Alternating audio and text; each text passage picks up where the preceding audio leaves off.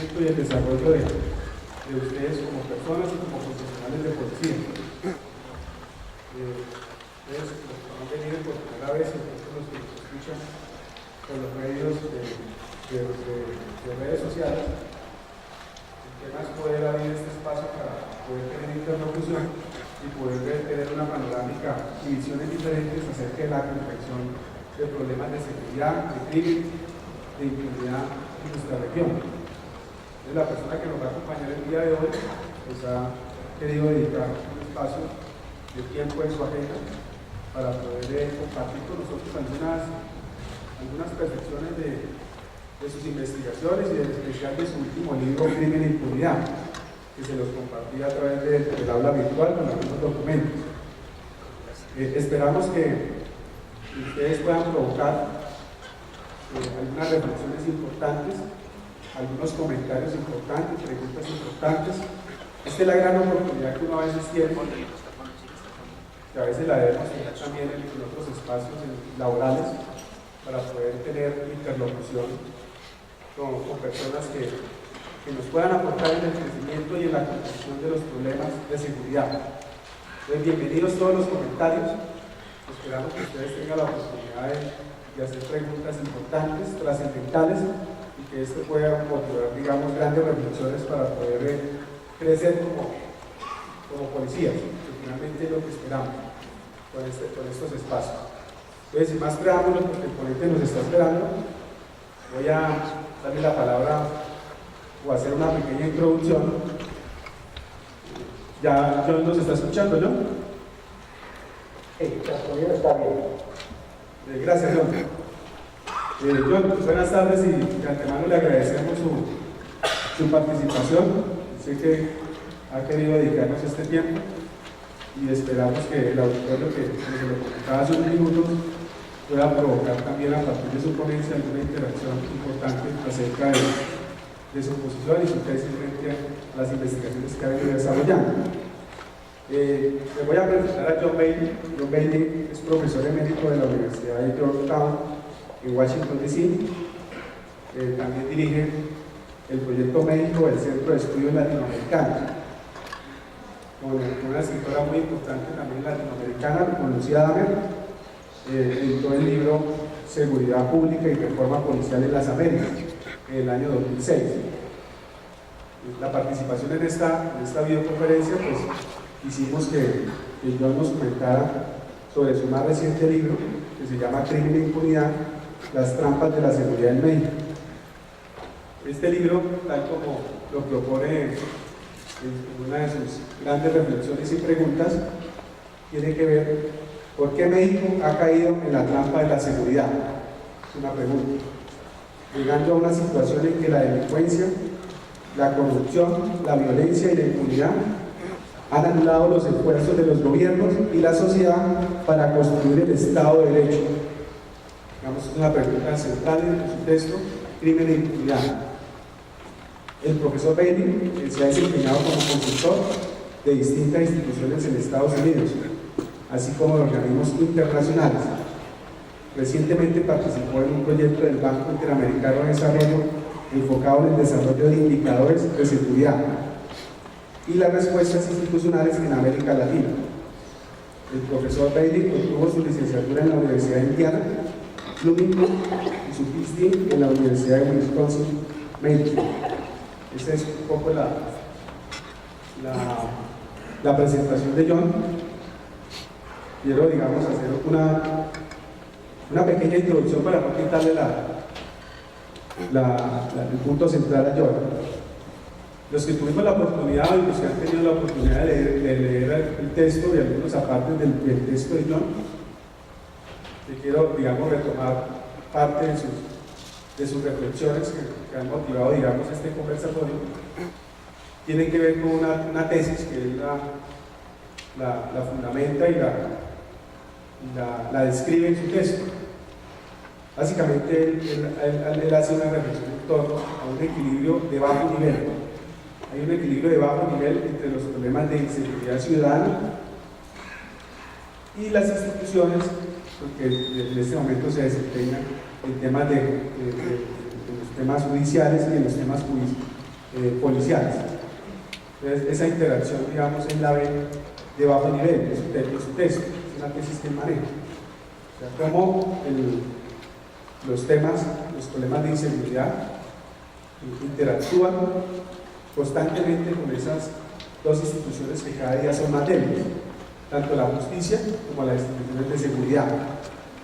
Y él, digamos, articula esta tesis, la denomina como un impacto, una incidencia en temas de gobernanza y democracia de baja calidad. Esta interacción entre las vulnerabilidades institucionales y los problemas de inseguridad se traduce en que tengamos en la región, especialmente en México, una gobernanza y una democracia de baja calidad. Complementario a esto, el señor Bailey ha hecho un esfuerzo por describir en su texto cómo, digamos, cada día estas dos instituciones, justicia y seguridad, tienen baja credibilidad.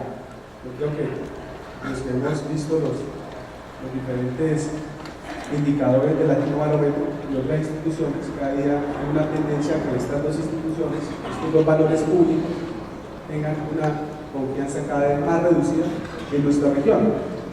A eso se le suma el escaso cumplimiento de la ley, que finalmente él lo traduce como grandes incentivos para que se den dos elementos. El primero, la alegalidad, y el segundo, la ilegalidad. La alegalidad, para él, en su texto, se traduce como la indiferencia a la ley. Y la ilegalidad, básicamente, se traduce en el quebranto intencionado de la ley. O sea, estos dos elementos tienen que ver con el resultado, digamos, tanto la legalidad y la legalidad, como la baja credibilidad que tienen, que finalmente son las percepciones que tienen las personas en las regiones de esos dos grandes sistemas, seguridad y justicia. Las percepciones generan actitudes, ¿no?, y comportamientos para Bailey y para muchos sociólogos de la región. Lo que es percepción se traduce en comportamientos y actitudes, y estos comportamientos y actitudes básicamente tienen que ver con esos dos elementos de legalidad e ilegalidad. Pero ¿cómo se traduce eso ya en el tema policial? Viendo algunas reflexiones que ha hecho John acerca de la policía y su baja percepción en algunas regiones, hay dos elementos que inciden básicamente en que las policías tengan baja credibilidad y confianza. El primero de ellos tiene que ver con la cultura institucional. Y el segundo tiene que ver con algún elemento exógeno, que son las fuerzas de mercado. Estos dos elementos indudablemente tienen que ver con un tema que lo denomina profesionalización. ¿Cómo se dificulta cada día más la profesionalización en nuestras fuerzas de policía? A partir de esos dos elementos, cultura y mercado. Y obviamente tiene impacto en otro elemento importante, que es el tema de la corrupción policial. La corrupción y el problema de profesionalización siguen siendo grandes desafíos para las policías en nuestra región. Hay otro elemento, porque su libro lo traduce y John ha manifestado la importancia de entender cada día más el crimen en la región. Como policías, nosotros debemos entender el crimen. Y creemos que el hecho de portar un uniforme y el hecho de haber participado en múltiples investigaciones o conocer, digamos, de cerca el impacto del crimen y la criminalidad en muchas regiones del país nos hacen conocedores y profesionales en términos de comprender la dinámica del crimen. Creo que siguen siendo factores importantes. En el libro de Bailey hay un tema que me llamó la atención, que es que cada día tenemos datos que no son confiables. No son confiables, y esa falta de confianza en los datos hace que no tengamos elementos a la hora de poder comprender la dinámica del crimen. Entendemos que su libro se centra en México, se centra en México, pero obviamente él hace unas grandes reflexiones para América Latina, y en especial para Colombia también en algunos apartes del libro. Y pues sin más preámbulos, esperamos que esta corta introducción, John, pueda servir de impulso para que no solo usted nos regale su ponencia, sino también nosotros como estudiantes de temas de seguridad pública, podamos provocar nuestras reflexiones, nuestros comentarios y estamos abiertos después de su ponencia para poder hacer algunos comentarios. Yo los invito para que las personas que quieran, después de la ponencia de John, puedan hacer sus comentarios, sus preguntas y podamos generar una interlocución con John a partir de la reflexión. John, sin más preámbulos, le agradezco nuevamente su participación y del auditorio estamos prestos a escucharlo. Pues muchas gracias, coronel. Ojalá que el sonido esté bien y lo escuchan más o menos bien, pero agradezco mucho a usted esta invitación para participar en la conferencia en la Escuela de Estudios de Posgrado. Es para mí un honor. Tuve una buena conversación con el coronel García acerca de un programa de la OEA, de la Organización de Estados Americanos, sobre la formación de policías de medio y alto nivel. Y fue una conversación muy grata. Y además el coronel me visitó a mi clase en Georgetown, de modo que esta participación es algo de reciprocidad. Muchas gracias de nuevo al coronel García. Mi propósito es abordar dos temas, ¿no?, en el tiempo que tengo. Primero, algunas reflexiones acerca del libro que el coronel acaba de comunicar. Voy a hacer una comparación con Colombia porque en el libro intento hacer comparaciones entre México y otros países de América Latina. Y mi segundo tema es una serie de reflexiones acerca de una agenda, ¿no?, de prioridades de investigación sobre la seguridad ciudadana. Y ustedes como policías profesionales en sus estudios, mi idea es que me pueden ayudar en construir una agenda más amplia. Voy a sugerir unos 5 o 6 puntos, pero el propósito es que ustedes me van a sugerir otros puntos. Mi campo académico es ciencia política, porque me interesa mucho la relación entre seguridad ciudadana y gobernanza democrática. Mi subespecialización es políticas públicas. De hecho, yo hice mi disertación sobre política educativa en Colombia en los años 1960, a finales de los 60 a principios de los 70. Conozco Colombia un poco, pero desde 1976 me he dedicado más al estudio de México. Y en este país, desde mediados de los 80, el tema de la seguridad pública empezó a dominar la agenda pública. Así pues, me dediqué al estudio de la seguridad pública en México, con énfasis en los retos del crimen organizado. Encontré en un estudio que hice con un colega mexicano que después de la Guerra Fría, en la relación de seguridad entre México y Estados Unidos, lo que nos sorprendió fue la importancia del crimen organizado. Pero igualmente la seguridad pública, como ustedes saben muy bien, es un reto de alta prioridad en toda América Latina.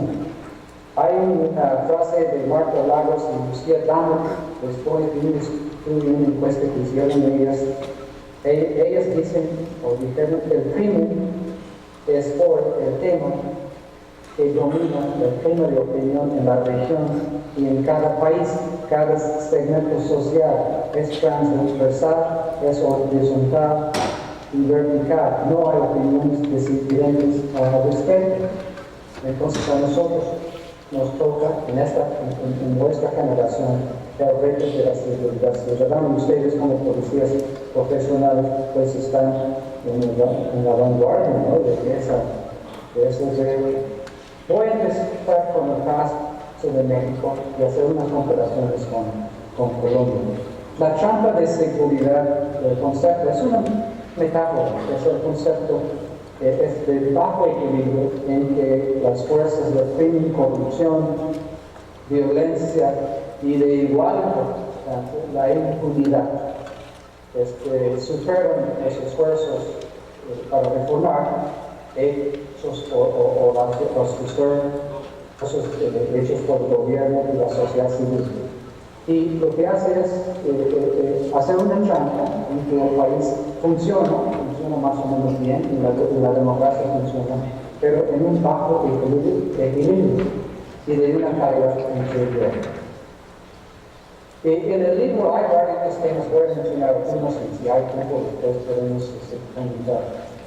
En relación con el crimen organizado, hay en México y en otros países en América Latina un proceso de la formación del Estado en que el crimen organizado compite con el Estado para dominar la sociedad civil. Es un proceso que está en marcha, es un proceso en que el resultado no es conocido, pero es un proceso de una lucha constante, ¿no?, entre las fuerzas de reforma y las fuerzas del Estado de ley contra el crimen, y más que nada crimen organizado.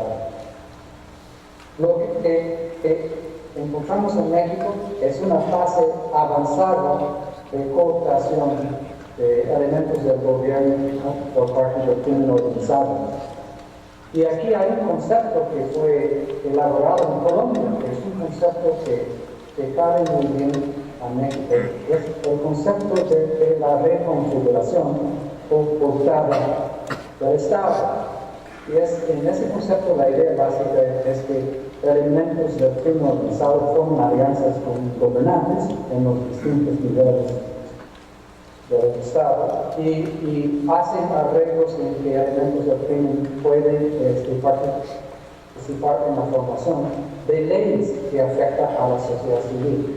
Y México se encuentra en esa fase. Y voy en el curso de la presentación voy a mencionar un caso muy importante de ese tema. Hay, para empezar, 4 problemas importantes en el caso de México que moldea, ¿no?, la relación entre el Estado y el crimen organizado. En primer lugar, en México no hay un contrato político, no hay un contrato social. Después de 60 años de un populismo muy aceptado, muy ampliamente aceptado, vino la ruptura del neoliberalismo. Y ese neoliberalismo rompió el contrato social del gobierno y la sociedad. No ha habido un reemplazo, ¿no? Entonces, es una situación en que el problema principal es de la legitimidad del gobierno, porque hay un esfuerzo, una inercia del viejo populismo que sigue teniendo mucha influencia en la sociedad. Y estos gobiernos, después de los años 90, han batallado para formar una nueva legitimidad, pero todavía no lo han logrado. Entonces, el primer problema, que es más importante que ningún otro, es que no hay un contrato social que realmente conecta el sistema político con la sociedad civil. Segundo, para este problema, y es un problema que parece menos importante en Colombia, es que el sistema de partidos y el sistema electoral no hace una buena conexión con la sociedad civil y con la opinión pública. En México no hay reelección y es un partido casi, en que los partidos realmente gobiernan de su propio interés y la opinión pública les interesa menos de su ventaja política a corto plazo. Entonces el problema de la inseguridad pública no se ha tomado por la clase política como una prioridad, como lo debería haber. Entonces la sociedad civil se siente abandonada a cierto punto, y lo que vemos muchas veces son manifestaciones con la opinión pública, manifestaciones masivas contra el gobierno con respecto al problema de la seguridad pública. Y se me hace que eso es todo menos importante en el caso de Colombia. Tercer problema es que México ha intentado reformar su policía desde hace ya 30 años, 35 años, y sigue en esa de crear una policía federal creíble y competente. Y es un reto mucho más grave, crear policías en las entidades federativas y en los municipios, que son cuerpos policíacos competentes digamos, de buen conducto, o cuerpos éticos de policía. Entonces, como mencionó el coronel, hay un problema de credibilidad entre la policía y la sociedad civil. Y si hacemos una comparación en América Latina, lo que encontramos es que México está casi en el lado extremo de la poca credibilidad de su policía. Más que nada, policía a nivel del municipio y policía a nivel del Estado, pero también policía nacional. Y es muy importante una policía creíble, porque si la sociedad civil tiene confianza en su policía, entonces hace un pacto, hace una situación en que la sociedad civil puede funcionar mucho mejor que en el otro caso. Entonces, la reforma de la policía y la reforma de la justicia de justicia sigue siendo prioridades, digamos, imperantes en el sistema político. Y el cuarto problema es que hay déficits, y uno de esos déficits es la credibilidad de la policía, es uno. Pero otro es que México es una sociedad en que hay poco cumplimiento con la ley. Si hacemos por el barómetro o otros encuestas, digamos, vemos que en México, en este sentido, la pregunta principal es que ¿cree usted que sus compatriotas cumplen con la ley? Es la pregunta que hace en la encuesta. Y encontramos que en México es en un lado extremo, en que los mexicanos tienen poca confianza en que sus compatriotas cumplen con la ley. Y eso me lleva al concepto que mencioné como de la alegalidad, en que la sociedad civil es indiferente a la ley. Si la ley es civil, entonces la cumple. Si la ley no es civil, entonces la rechaza. Y lo vemos en muchos aspectos, pero un aspecto que mucho me llama la atención es el crecimiento de la economía informal. Y los mexicanos pues, participan en la economía informal, como es la economía formal. Entonces, les da igual participar en la economía informal que la economía formal. Y ese es el concepto de la legalidad. Y esa es la cultura, ¿no? Entonces la cultura es la base en que entendemos los problemas, digamos, del crimen común y crimen organizado. Entonces ese es más o menos el caso de México en grandes términos y los problemas y los déficits más importantes. Para mí, el crimen común, no hay una definición precisa de lo que es crimen común y crimen organizado, pero es importante diferenciar un poco entre esos dos conceptos. Crimen común son actos cometidos por individuos o por pequeños grupos que tienden a ser más espontáneos. Crimen organizado, tampoco hay una definición, globalmente aceptada, pero son actos más complicadas, más complejas, cometidas por grupos más grandes y son repetidas a través del tiempo. Entonces son términos muy amplios, pero son términos importantes. Lo que encontramos en México y también en el caso de Colombia es que la gran mayoría del crimen está cometido por crimen común, por grupos pequeños, por individuos o por grupos menos de 3 personas. Y el crimen organizado es, allí pues es importante, pero por otras razones que voy a entrar en más detalle. Y con respecto al crimen organizado, hacemos una diferenciación que me parece importante. Hay crimen organizado con propósitos de ganar dinero, por propósitos, digamos, lucrativos. Y ese es el tipo de crimen organizado: robo con violencia, robo de vehículos, secuestro, digamos, de explosivos. Ese es el tipo de crimen que se hace para propósitos, digamos, de ganar dinero o ganar bienes. Y el otro tipo de crimen organizado, que es más importante todavía, Es el tipo que se dedica al control territorial y a la extorsión. Es la definición más aceptada de la mafia. La mafia es una organización, la mafia siciliana, es una organización que se dedica al control de territorios y a imponer impuestos sobre actividades ilícitas y actividades ilícitas.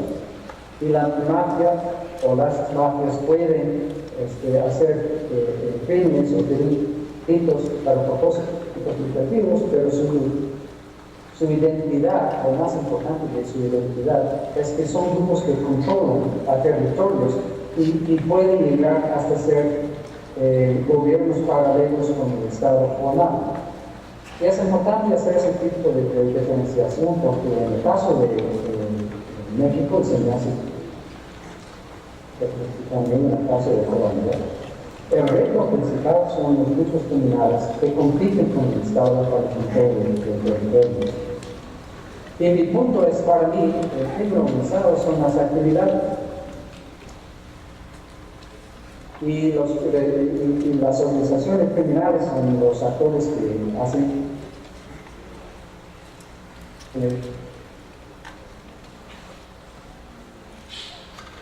se puede hacer por distintos tipos de organizaciones.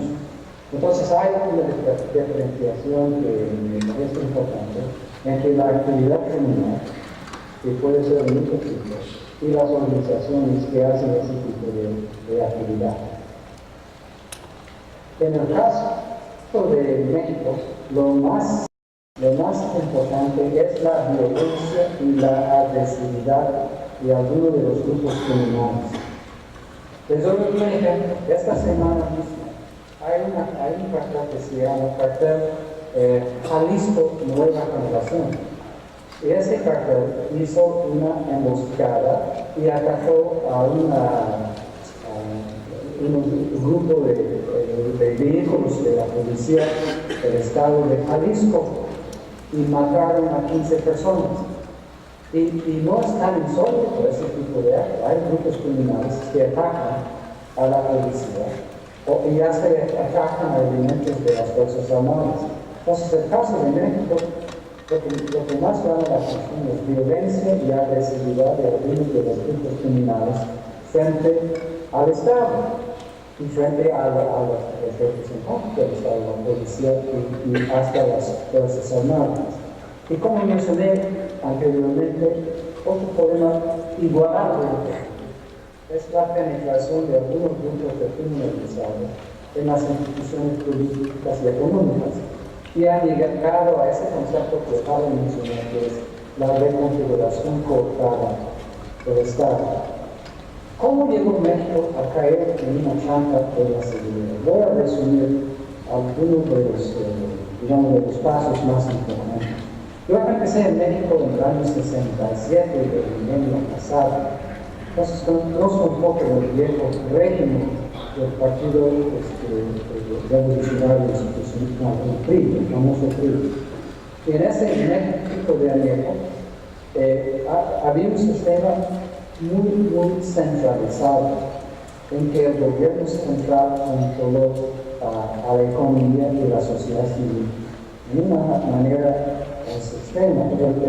El dicho en México fue: no hay un hoja en ese árbol que se mueva sin que el presidente lo quiera. Entonces fue un sistema muy centralizado, control desde la Ciudad de México. Y ese control incluía el control del narcotráfico, el control de los grupos criminales. Y ese control fue hecho por la Policía Federal Judicial. Entonces, en los viejos sistemas había una serie de controles que funcionaban. Lo que vimos después fue un cambio drástico. Vino una tormenta casi perfecta en los años 80 y 90. Y en esa tormenta perfecta, la importancia de la cocaína en el mercado de Estados Unidos creció dramáticamente. Y en el caso del tráfico de cocaína, fue un traslado de ese tráfico desde el Caribe hacia México, hacia rutas terrestres que cruzaron la México para entrar en Estados Unidos. Y mientras ese fue en los 80, y mientras que estaba pasando eso, había una democratización del sistema político y el colapso del viejo sistema del PRI. Este sistema que funcionó también para controlar la sociedad civil y la economía. Y la descentralización del poder a las entidades federativas, pero sin la construcción de instituciones sólidas. O sea, la Policía Federal no era una institución muy sólida, ni mucho menos eran las policías a nivel de las entidades federativas y a nivel de los municipios. Fueron policías más bien improvisadas y con la no reelección. Cada vez que cambiaba la presidencia municipal, pues venía otro cuerpo de policías que eran o amigos o parientes del presidente municipal. Entonces, era un descuido casi completo a la profesionalización de la policía y a la profesionalización de la Procuración de Justicia también. Pues una descentralización del poder para las entidades federativas y sin la capacidad institucional para hacer una administración de justicia creíble. Y después vino en la tormenta perfecta, Estados Unidos abandonó la política de control de armas de alto poder y había una exportación masiva de armas hacia México. Y en medio de todo eso, pues vino el Tratado de Libre Comercio y la apertura de las fronteras.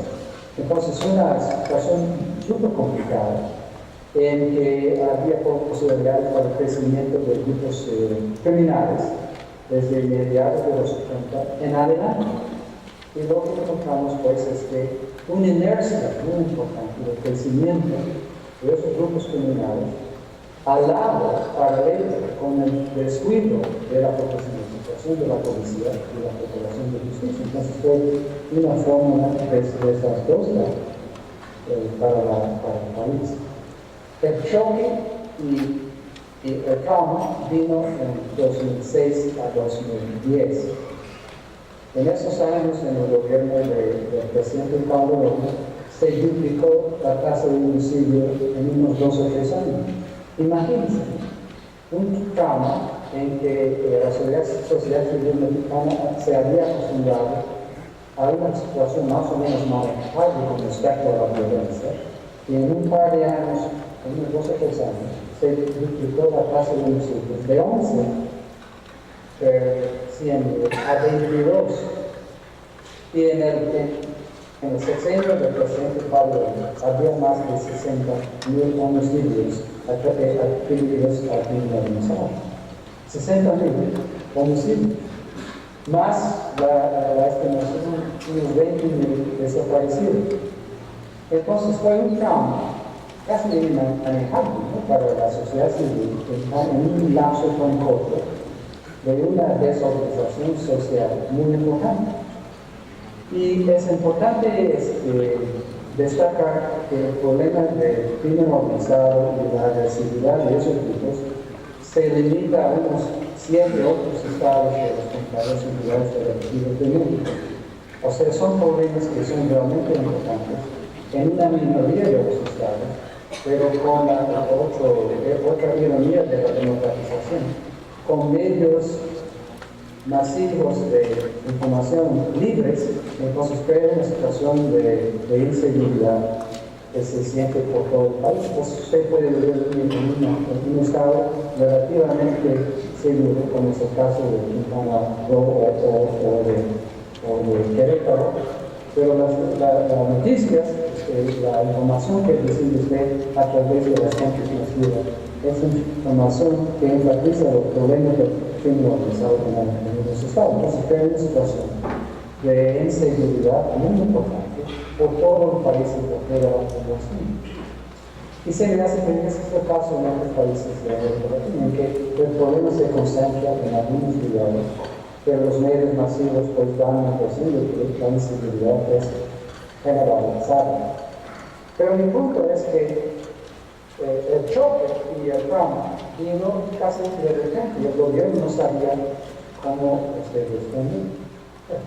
Es una situación muy dinámica en que los grupos criminales evolucionan y cambian día tras día, y el gobierno se dedica a aprender cómo manejar una situación muy, muy complicada.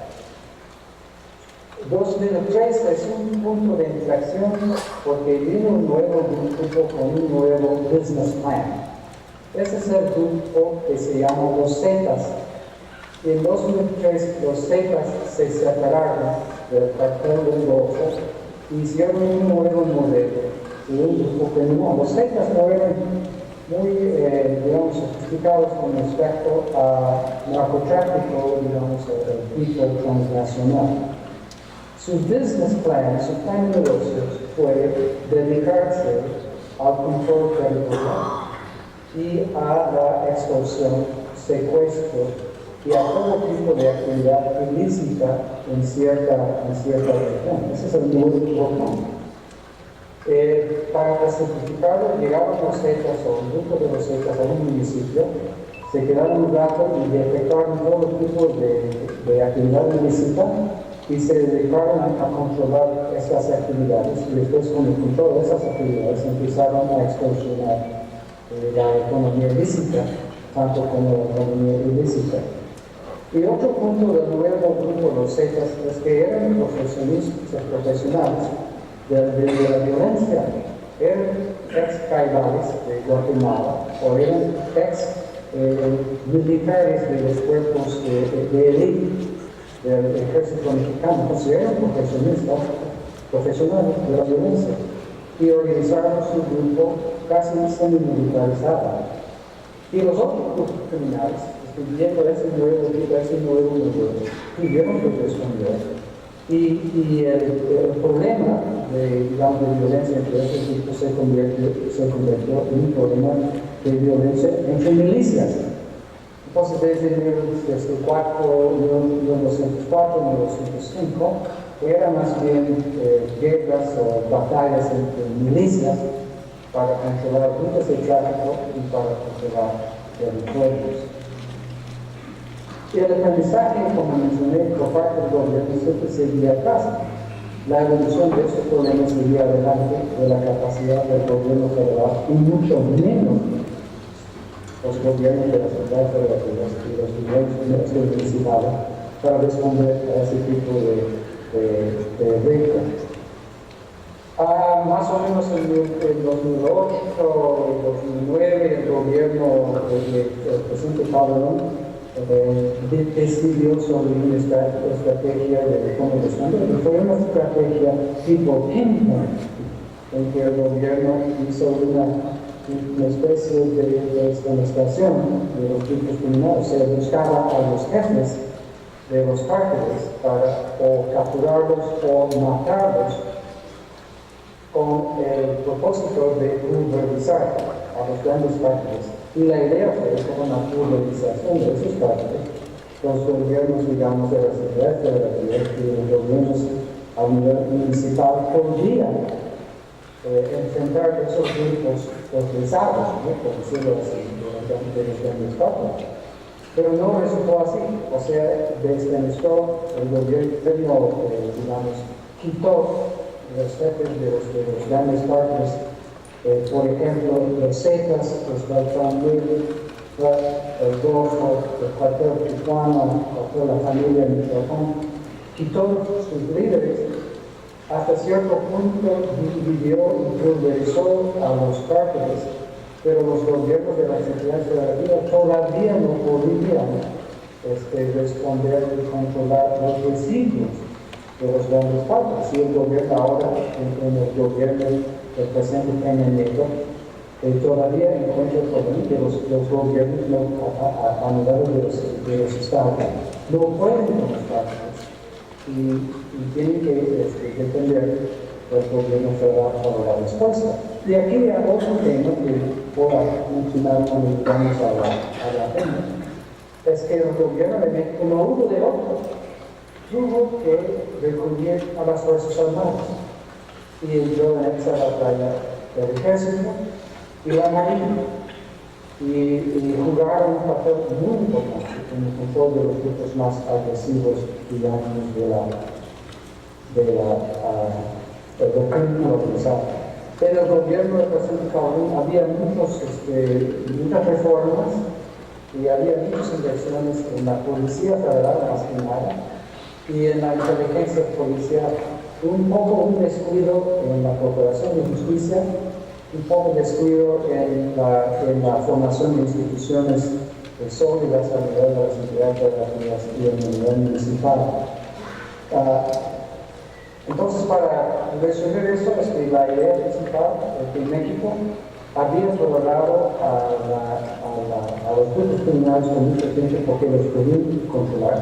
En los años 80 perdió el control de esos grupos y después vino una evolución en que el gobierno perdió el control de los grupos más agresivos y se encuentra ahora todavía en la etapa de formar instituciones políticas mientras que está enfrentando una un crimen organizado muy violento y muy agresivo.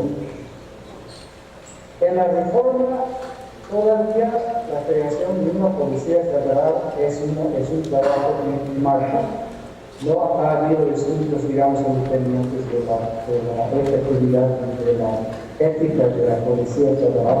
Se piensa, por anécdotas, que la policía federal es más creíble y más capaz, pero no ha habido un estudio a fondo. El gobierno de México creó una gendarmería y es una unidad de la Policía Federal, pero era más bien una bandera presidencial que un cambio importante en la policía. Hay una reforma judicial que también está en marcha, pero en México lo que encontramos es que el énfasis ha caído mucho más sobre la policía, sobre el punto, digamos, de la lanza, y lo que encontramos es que la Procuración de Justicia sigue muy por atrás. Y lo más importante, y creo que ha pasado mucho, es que hay una falta de una política de Estado en términos de cómo enfrentar al problema de criminalidad. O sea, se me hace, ese es un contraste con Colombia. Ustedes me pueden corregir si estoy equivocado, pero en Colombia se me hace que ha habido una política de Estado, por lo menos desde la administración del presidente Uribe, con respecto a cómo el gobierno debe responder a los retos del crimen organizado. En México no hay una política de Estado. Los grupos políticos manipulan el problema del crimen delito y crimen organizado para su ventaja partidista.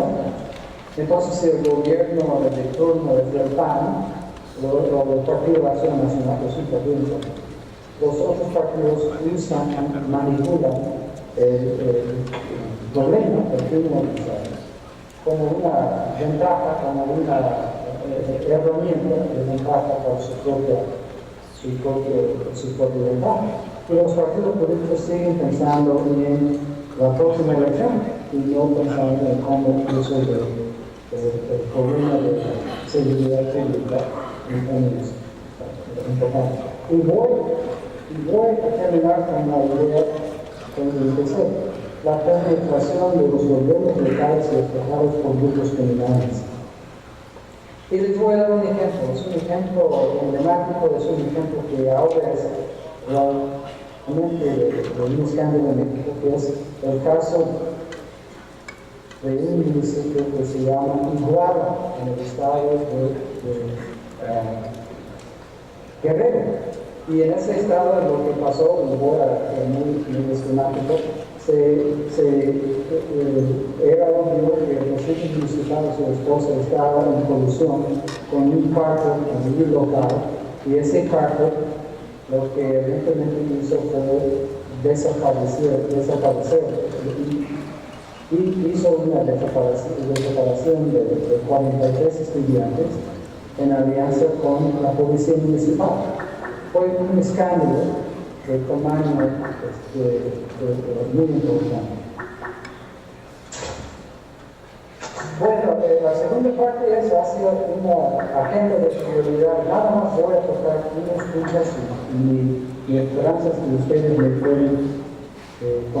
pueden ayudar con esa agenda. Primer punto, reforma policial. Sigue siendo un reto en toda América Latina y sigue siendo un reto en Estados Unidos. Aquí hay problemas serios en el comportamiento de la policía a todo el nivel, municipal, estatal y hasta federal. Entonces, reforma policial es un trabajo constante. En Estados Unidos, antes de los 1960, había una policía, con excepciones, algunas excepciones, una policía improvisada, y a partir de los 60 había un esfuerzo para reformar la policía. Segundo punto, sistemas de información creíbles. Lo que encontramos en ese estudio que hicimos los bancos interamericano, que hay muy pocos países que tienen sistemas de información criminalística creíbles, que es la base de formación de política pública. Sin un sistema de información que funciona bien, es imposible desarrollar políticas públicas efectivas. Tercer punto, evaluación de políticas públicas. Lo que encontramos es que en muy pocos países se hace evaluaciones creíbles de políticas públicas con respecto a la seguridad pública. Y sin este tipo de evaluación constante, es casi imposible aprender de las políticas públicas, las que funcionan y las que no funcionan. Cuarto, mejoramiento en las relaciones entre la policía y la comunidad.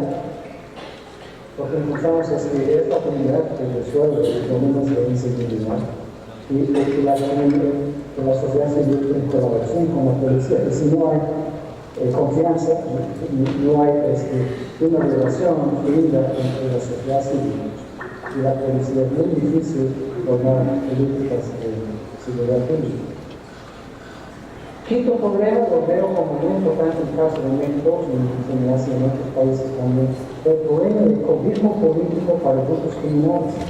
Porque encontramos que es el crimen organizado, es como moderado, mucho partes, digamos, visibles, y hay partes subterráneas. Y esas partes subterráneas muchas veces tienen cobijo político que es esencial para el funcionamiento para el crimen organizado. Y para la policía es un problema enorme. Tuve una conferencia con un grupo de policías peruanos y un problema que me comentaron es que Perú es un país centralizado, como es el caso de Colombia, pero tiene sus provincias descentralizadas bajo control de líderes elegidos por los votantes, por la sociedad civil. Y lo que me comentaron y mencionaron los policías peruanos es que en varios casos los líderes de la provincia son corruptos y son conocidos como tales. Entonces un policía tiene que irse a esa provincia y tiene que establecer una relación constructiva, una relación del trabajo con un líder político corrupto. Entonces un problema de político es un problema que no puede resolver la policía. Es un problema que tienen que resolver el sistema político por sus propios procesos, pero es un problema de todos muy importante. El sexto problema, o sexto punto, es la militarización de la policía, o en otros términos, la policialización de las Fuerzas Armadas. En México, las Fuerzas Armadas están policializadas, no sé si es una palabra, pero siempre como policía. Y no hay remedio por detrás. Y crea toda una serie de problemas que afecta a las Fuerzas Armadas y afecta a la formación de una policía libre y competente. Y al final, y ojalá que ustedes me pueden sugerir otros puntos, es el crecimiento del mercado interno de consumo de drogas ilícitas ilegales en varios puntos de América Latina. Ciertamente es un problema en México y usted me hace que es un problema en otros casos. Y bueno, si me permite, aquí termino y ojalá que haya comentarios o hay preguntas que podemos entrar con más información. Gracias a ustedes por su atención.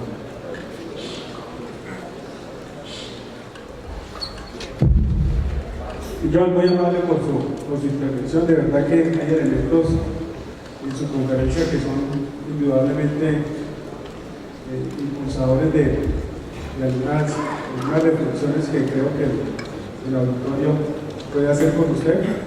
Vamos a abrir entonces los comentarios para que sean los mismos oficiales, los mismos estudiantes, los que puedan interactuar con usted a partir de estas grandes reflexiones y retos de la experiencia suya como investigador en México y obviamente en Latinoamérica.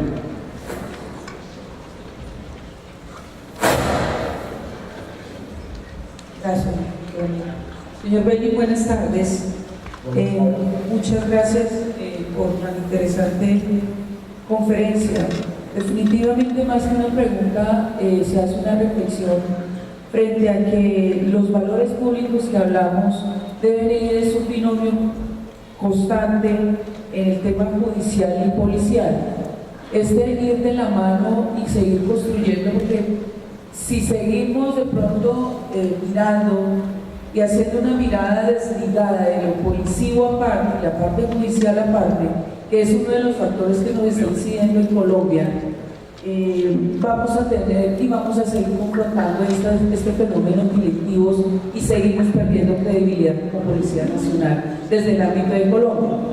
Si nos vamos un poco al tema de México, estuve hace un año, tuve la gran fortuna de estar con uno de los directores de la Policía Nacional de México en un encuentro acá en Bogotá.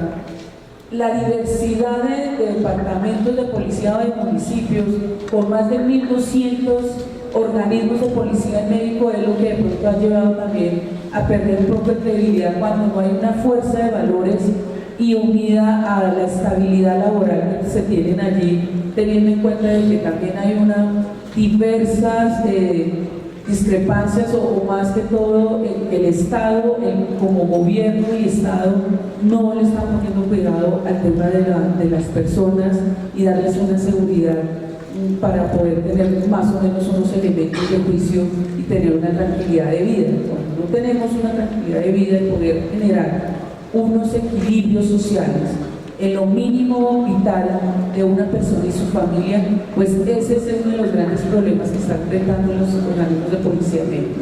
Más que una pregunta, es un poco de la mirada desde su libro, desde su conferencia, de la oportunidad que pude estar en un encuentro de policías en México hace un año. Muchas gracias. Perdónenme, no me presenté, Mayor Sandra Llane Mora, de la Academia Superior de Policía, muy amable. Muchas gracias.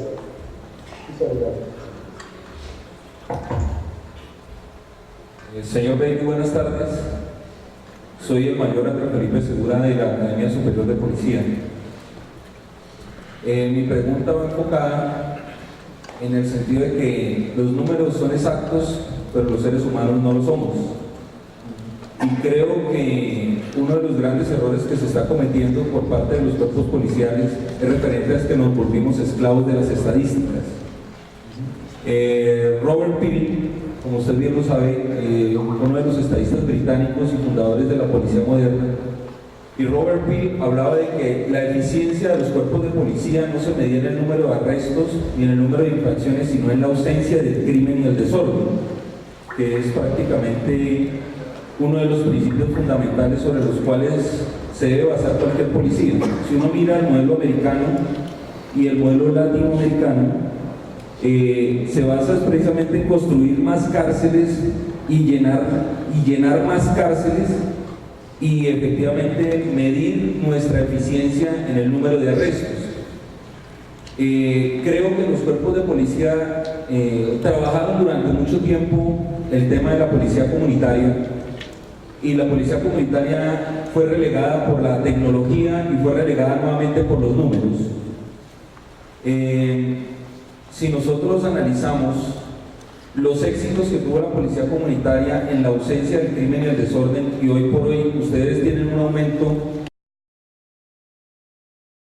exponencial en el tema de las pandillas o las gangs, que ustedes llaman allá en Estados Unidos, igual viene ocurriendo aquí en Colombia con el aumento de la delincuencia juvenil, porque la confianza entre el ciudadano y el policía se acabó. O sea, el policía cree que con simplemente hacer un arresto ya logró la confianza ciudadana y no se volcó nuevamente a entablar ese diálogo próximo con el ciudadano. Mi pregunta va enfocada en el sentido de que precisamente cree usted que la policía comunitaria debe nuevamente retomar esos rumbos, debe nuevamente los cuerpos de policía retomar la policía comunitaria como filosofía de trabajo más que los números, sino como precisamente generar esa percepción de seguridad. Si usted mira a los países escandinavos, ellos están cerrando cárceles porque hay ausencia de crimen y desorden, y ya las cárceles han tenido que cerrarlas porque su sistema ha funcionado, pero acá en América estamos abriendo mucho más. El fortalecimiento de la policía comunitaria, desde mi percepción, creo que debería retomarse nuevamente. Se habla de que los policías deben ser polifacéticos, pero es que en esa polivalencia también debe haber un perfil. Y hay ciertos elementos que la comunidad reclama, que si bien es cierto no aportan a las estadísticas delincuenciales, sí aportan a la prevención y al mejoramiento de percepción de seguridad, y creo yo que el modelo de medición de las policías está mal concebido. Creo que los modelos de evaluación de eficiencia y de efectividad de las policías deben reevaluarse nuevamente y efectivamente enfocar nuestro estudio hacia qué verdaderamente deben ser los modelos de eficiencia y eficacia en materia de policía.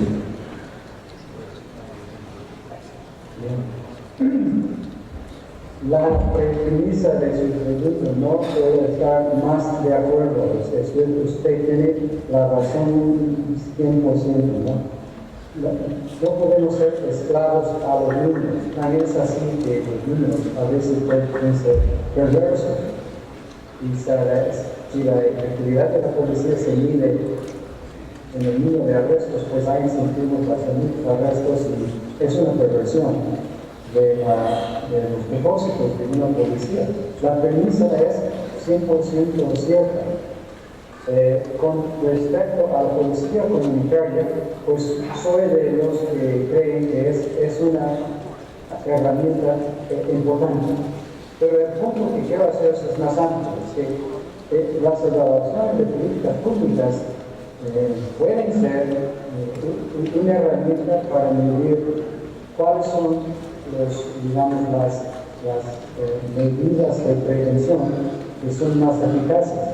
Y entre muchas medidas de prevención del delito cuenta o aparece la policía comunitaria, pero hay muchas otras, ¿no? Y puede ser que una evaluación de políticas públicas confirme lo que usted acaba de mencionar. Por cada peso invertido en la política preventiva, el peso que se invierta en la policía comunitaria rinde más beneficios. Pero lo importante es un acercamiento a la política preventiva, ¿no? O una política preventiva que se basa en la evaluación sistemática y constante de las herramientas diversas que se pueden emplear. Y la policía comunitaria, si se evalúa de manera independiente y científica, puede establecer su caso, puede convencer a los gobernantes de que es una inversión importante. Pero a mí siempre me ha impresionado que hay políticas de prevención, pero no hay la evaluación sistemática, independiente, constante, que se necesita porque los recursos son finitos. Y si la policía comunitaria es eficaz y eficiente, rinde más delito, entonces debe ser una prioridad. Pero estoy de acuerdo con la premisa de su pregunta. Permiso. Doctor, buenas tardes. Mucho gusto, Mayor Fernando Pantoja, de la Academia Superior. A partir de su exposición y de mi coronel, quisiera hacer una apreciación y de ahí obtener su percepción. El doctor y mi coronel hablaron del tema de seguridad y justicia. Yo entiendo la seguridad no solo como policía. La seguridad no es solo policía. Y en ese entendido de seguridad y justicia me gustaría generar otro punto de atención, que es la educación. Y esa educación como eje fundamental de la costumbre y del hábito que genera cultura. Y esa cultura visualiza prevención, que es lo que usted toca. Y esa prevención también aterriza en seguridad ciudadana. Esa educación no solamente focalizada en los niños y niñas y adolescentes, sino en esa educación política, en esa educación ciudadana, que a la par nos daría una cultura con equidad. Y esa cultura con equidad estaría abarcada por vertientes mucho más que policía. Y nosotros hablamos de que la seguridad es policía. Y no solamente debemos concebir eso, sino en el marco de una política pública complementaria y cimentada. Quería tener esa percepción de usted, si está de acuerdo con eso. Bueno, esa es una observación muy acertada, sí, en que la seguridad no es solamente y mayormente, ¿no? Un asunto de la policía y tiene muchas otras facetas. La cultura cívica es una de esas facetas más importantes. Yo he trabajado con ustedes, seguro han trabajado también con la cultura de la legalidad y es una serie de programas, ¿no? Que su propósito es reforzar o encontrar una cultura de la legalidad y que los ciudadanos se sienten participantes en la creación de una cultura cívica positiva. No puedo estar más de acuerdo que lo que usted acaba de mencionar. No es cuestión de educación, digamos, formal, es cuestión de un proceso político constante en que hay un énfasis en formar una cultura cívica positiva. Y en el caso de todavía es un reto. Y la gran esperanza es que la generación que sube, la generación de los jóvenes, va a ser una generación más atenta a la cultura de la legalidad. Y no es tan obvio que ese es el caso. Pero no puedo estar más de acuerdo de que usted acaba de mencionar. La seguridad no es solamente cuestión de policía y de delito, seguridad de muchas otras cosas. También es así que hay estudiosos que nos muestran que en las encuestas la gente usa el delito como la cara o el rostro de inseguridades más amplias que siempre. Y pueden ser inseguridades económicas o inseguridades tipo psíquica, que la forma en que pueden responder es decir que es el delito. Pero realmente es algo mucho más profundo y algo mucho más amplio. Su punto es muy más claro. Señor John, buenas tardes. Soy el intendente John Román, trabajo en la Escuela de Altos Grados de Policía. En su alusión hizo énfasis al pacto social, hizo énfasis como un elemento causal para la generación de violencia en el caso de México. Como bien sabido por usted, nuestro país tuvo unos actores armados que desafiaron el derecho de Estado. Hoy esos actores están sentados en un proceso de negociación. Ese proceso de negociación nos posibilita la generación de un nuevo pacto social. Mi pregunta es, ¿qué elementos deben contener ese pacto social para que sea efectivo y se haga una transición saludable para la adquisición de la paz? Y desde la Policía Nacional, ¿qué elementos debe incorporar para que ese pacto también sea efectivo y contribuir en esa realidad institucional? Con respecto a las negociaciones que he intentado seguirlas hasta cierto punto, no soy experto en la cuestión de la negociación con las FARC o con los otros tipos accidentes, con los otros tipos de guerrilla. Pero voy a tocar el punto del pacto social y si es posible crear un nuevo pacto social en el caso de Colombia. Y nada más voy a mencionar algunas cosas que pueden ser relevantes sin entrar en los detalles de los puntos, digamos, de debate en el caso de las negociaciones entre el gobierno y esos presidentes.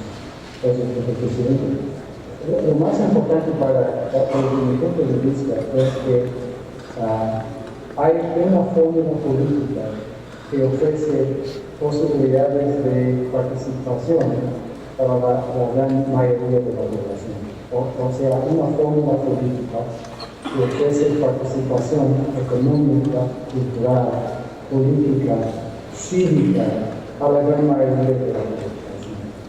Si hay una situación en que gran parte de la población está aislada o está marginada, crea una tensión céntrica, una tensión básica en la sociedad en que cierta parte de la población se siente marginada y piensa que el sistema político no es suyo, es de ellos, de otros.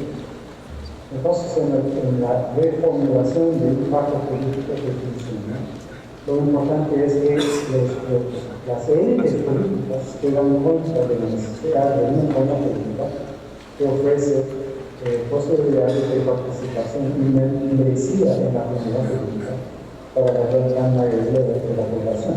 Y por otra parte, un Estado que funciona, un Estado que puede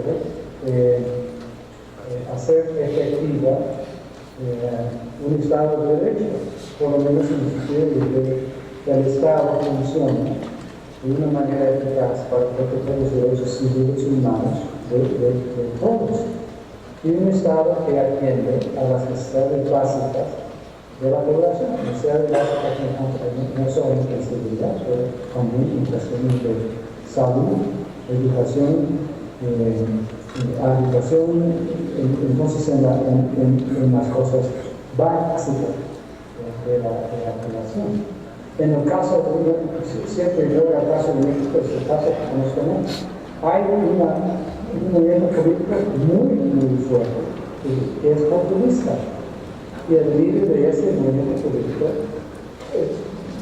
dijo públicamente que esas instituciones políticas no son nuestras, son de ellos. Entonces, nuestra estabilidad es importante en la sociedad. Entonces, en el caso de Colombia, cada país tiene que hacer su propia fórmula. Y es trabajo de las élites políticas que se juntan y que formulan un pacto que funcione para crear un gobierno legítimo. Y es un arte de la política y mucho depende del liderazgo de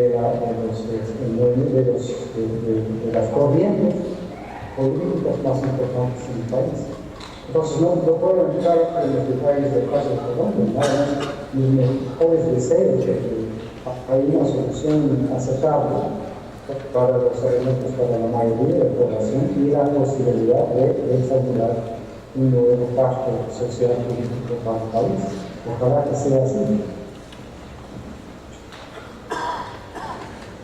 Doctor Pellegrini, buenas tardes.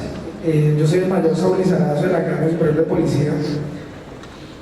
¿Usted conoce ampliamente el debate que existe con relación a la colombianización de México o la mexicanización de Colombia? De hecho, me llamó mucho la atención cómo usted centra en algunas de sus conferencias de cómo los países consumidores son los que en mayor medida se llevan las ganancias del narcotráfico. Ahora bien, parafraseando lo que usted nombra en su libro, usted centra los problemas en tres problemas. Lo mencionaba el señor intendente, uno de ellos en la pregunta anterior, la falta de impacto social, la desconexión del sistema electoral de partidos y una lenta reforma del sistema de justicia penal. Mi pregunta se enfoca en términos de construcción de paz o posconflicto. ¿Usted cree que en Colombia esos tres problemas se van a intensificar en ese proceso de construcción de paz? Es decir, ¿vamos a llevar a una mayor criminalidad y una menor gobernanza?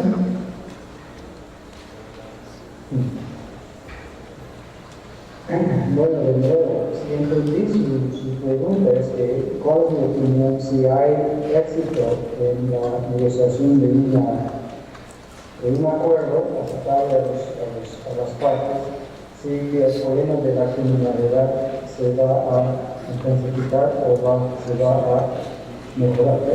¿Fue así su pregunta? ¿Esa es su pregunta?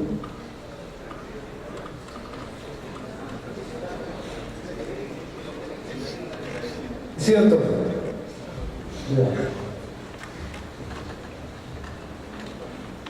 La verdad es que puede irse por ambos caminos, o sea, no es un sí o no, puede haber un camino en que los grupos disidentes, los grupos que se dedican a otro tipo de actividades que pueden ir a actividades criminales, que pueden complicar la situación de criminalidad y delito. Mucho depende de mi punto de vista de los términos concretos de los acuerdos y de las posibilidades del gobierno y la economía para ofrecer fuentes de trabajo y posibilidades económicas a esos grupos de guerreros que van, la mayoría, que van a buscar entrar en la economía formal y en la sociedad civil y en el sistema político. La mayoría.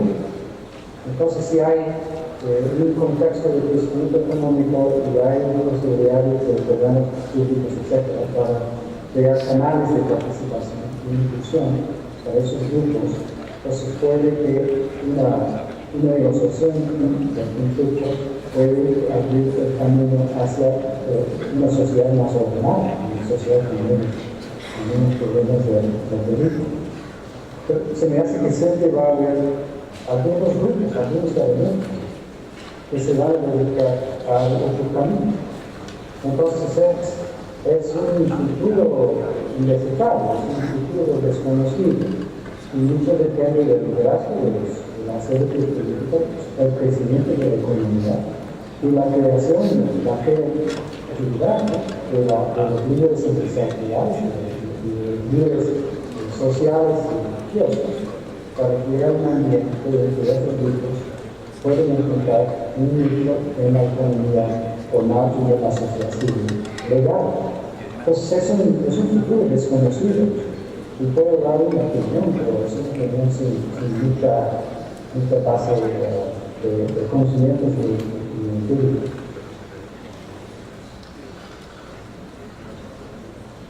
Hi, Mr. John. Yo soy el estudiante Néstor Escobar, del programa técnico de servicio de policía de la No se escucha bien, es que hay problemas. Buenas tardes, Mr. John. Yo soy el estudiante Néstor Escobar del programa técnico de servicio de policía de la Escuela de Posgrados de Policía.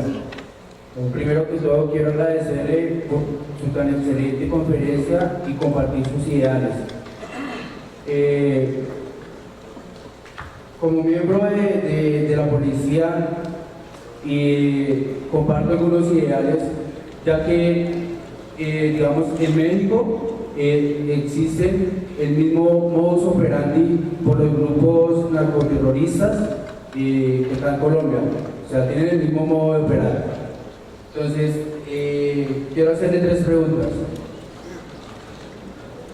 La primera, ¿qué estrategia están implementando hoy en día para contrarrestar estos acontecimientos y recuperar el control de México?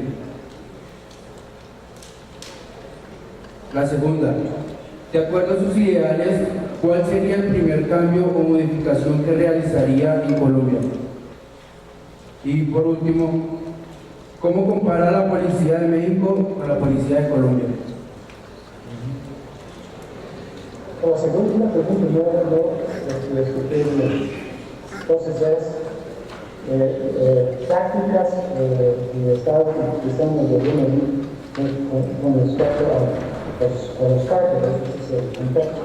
La segunda pregunta no escuché bien. La tercera, casi. Ok, la segunda se la repito. De acuerdo a sus ideales, ¿cuál sería el primer cambio o modificación que realizaría en Colombia? Con respecto a grupos de crimen organizado. Sí. Bueno, todavía no entiendo bien, pero es que, en primer lugar, el caso de México es muy diferente del caso de Colombia. Los grupos, digamos, criminales se han dedicado a influir a los gobiernos, ¿cierto? Pero no han utilizado prácticas terroristas como en el caso de Colombia. Colombia es casi única con respecto a la práctica de los grupos criminales para atacar el gobierno federal de frente. Colombia es un caso muy diferente. Los grupos criminales que atacan a candidatos presidenciales y que atacan a oficiales de alto rango, ministros de justicia, etc. Lo que encontramos en México es que los grupos criminales presionan y influyen, pero no llegan a ese tipo de acto terrorista frente al gobierno federal. No hay un caso en que, y es para mí algo que muestra que esos grupos se dedican más bien a sus negocios. No ha habido un caso de un asesinato a un oficial, digamos, a alto rango en el gobierno federal. Ha habido asesinatos de candidatos de gobernaturas y candidatos a presidencia municipal. Ha habido asesinatos de presidente municipal. Pero los grupos criminales no han dirigido su poder hacia el gobierno de manera muy central. En el caso de Colombia, sin nada de poder, había un ataque al Departamento de Administración de Seguridad, que fue un ataque terrorista, en que destruyeron un edificio. No había nada de esa dimensión en el caso de Colombia, en el caso de México. La tercera pregunta que entendí bien es comparación de la policía mexicana y la policía colombiana. Y me voy a limitar nada más a nivel federal o a nivel central, porque en el caso de Colombia es una policía nacional. En el caso de México es una policía federal, pero la gran mayoría de los policías son de las entidades federales y de los municipios. La policía federal de México es de 35,000 elementos. Puede que haya llegado a 40,000, pero es una policía pequeña. En una población de 120 millones, es una policía federal bastante pequeña. En el caso de México, ha habido esfuerzos para retomar su policía desde que se dio en el 67 a estudiar al país. Y no han logrado una policía confiable. Puede ser que haya habido mejoramientos y avances, y que la Policía Federal actual es un pueblo, digamos, más avanzado y más ético que sus antecedentes. Pero todavía no han logrado una policía federal a nivel, digamos. Yo creo que la Policía Federal tiene más credibilidad y más aceptación por parte de la sociedad civil. Y baso mi opinión en las encuestas regionales que hace Latino de la Mujer y el grupo de la Universidad se llama la Latino Opinión Pública de la Latino Americana, en que hacen encuestas inteligentes en las que tanta confianza tiene su policía. Y Colombia sale de los 20 países, Colombia sale en el sexto lugar. Y México sale en el décimo lugar, o más bajo todavía. Entonces, a base de ese tipo de evidencia, tengo la impresión de que la policía colombiana tiene más credibilidad que la policía general mexicana.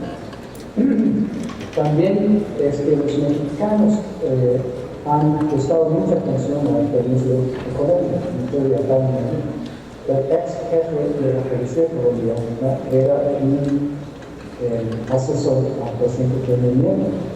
Y los colombianos buscan mucho aprender de la experiencia de Colombia y buscar cómo enfrentar el crimen organizado.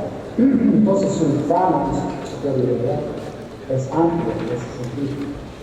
Y la segunda pregunta es de la falla para comprender, pero nunca no la han hecho bien. Perdón.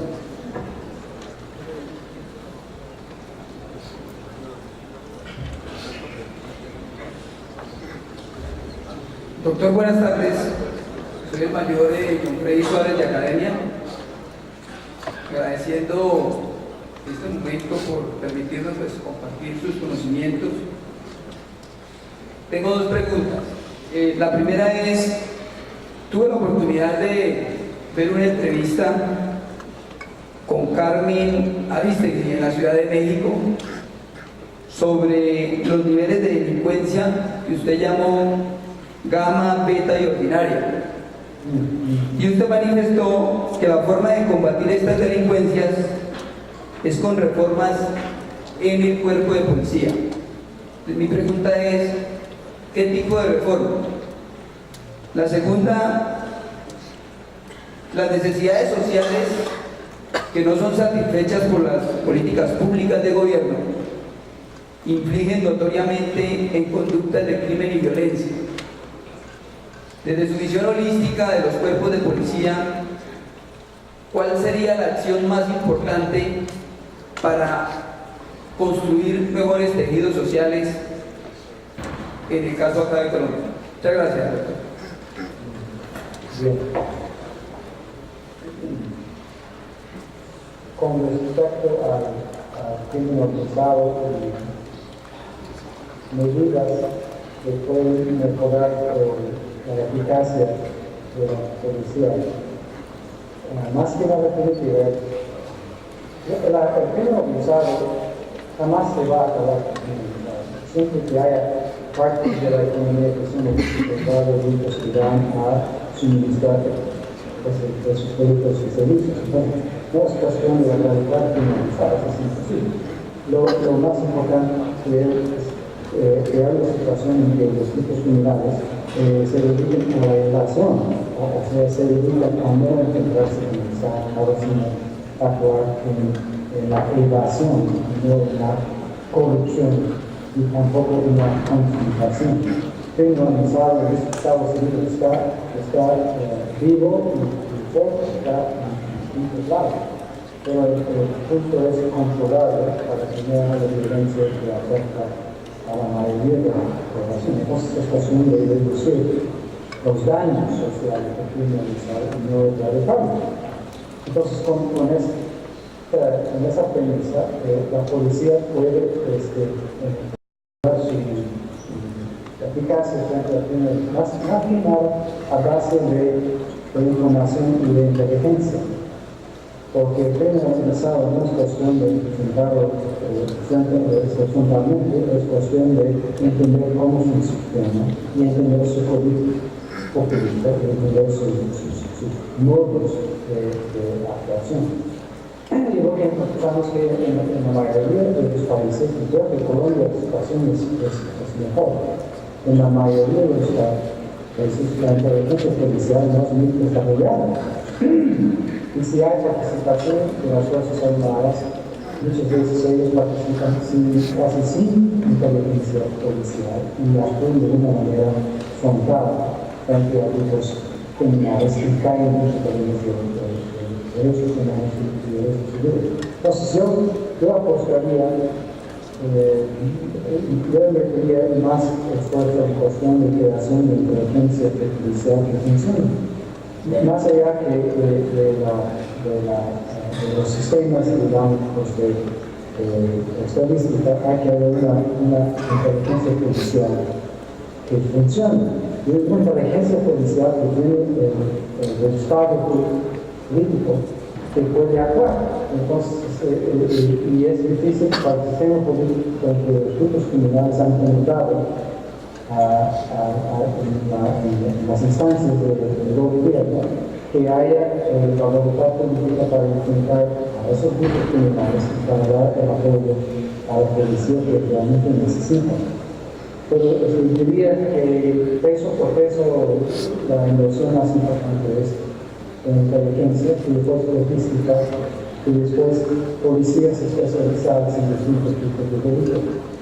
Entonces, se me hace que Colombia se ha avanzado en esa cuestión de especialización de policía, pero hay que haber una policía especializada en cuestiones, digamos, financieras, cuestiones de secuestro, cuestiones de extorsión, etcétera, etcétera. Y ese tipo de especializaciones hay que mantener y hay que desarrollar. Y más allá que eso, muchas veces encontramos que la policía es adecuada en enfrentar a los grupos criminales, y lo que hace falta es un sistema de cooperación de justicia que realmente funciona. Y en el caso de México encontramos que el sistema de cooperación de justicia no ha avanzado al punto en que puede resolver crímenes complicados.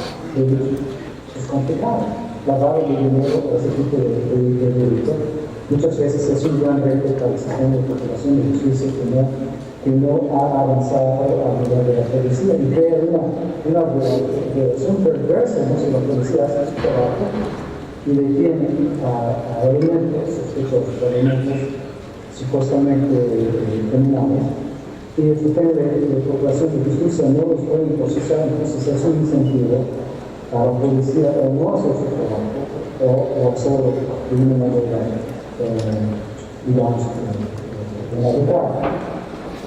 Y la cuestión, la segunda, es la perdí en la respuesta a la primera parte, la segunda parte de su pregunta. Y perdón. Buenas tardes, doctor John.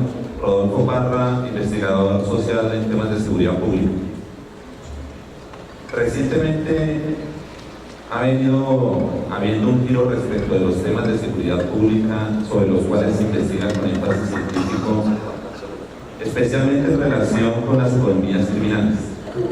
Hace unos años la prioridad en ese tema estaba vinculada necesariamente al narcotráfico y a otro tipo de mercancías como las armas, como el mismo tráfico humano. Pero un poco los problemas que se evidencian ahora están más en el contexto local, están más en relación con esas mercancías que se mueven en economías criminales de carácter local, por mencionar solamente algunas, el mercado de las drogas ilegales.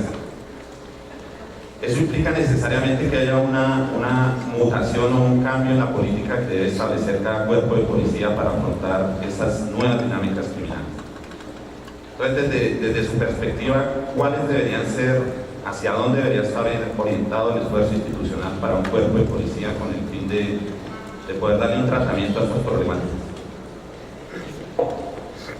O sea, si le entendí bien, es la cuestión de economías criminales y cuáles son los retos más importantes que tienen implicaciones para la formación de la policía. Ese es más o menos el sentido de su comentario, ¿no? Sí, señor, pero no tanto desde la perspectiva de esas grandes economías criminales, no desde la perspectiva del narcotráfico específicamente, sino de las economías locales a través de las cuales, alrededor de las cuales hay toda una serie de delitos que están asociados.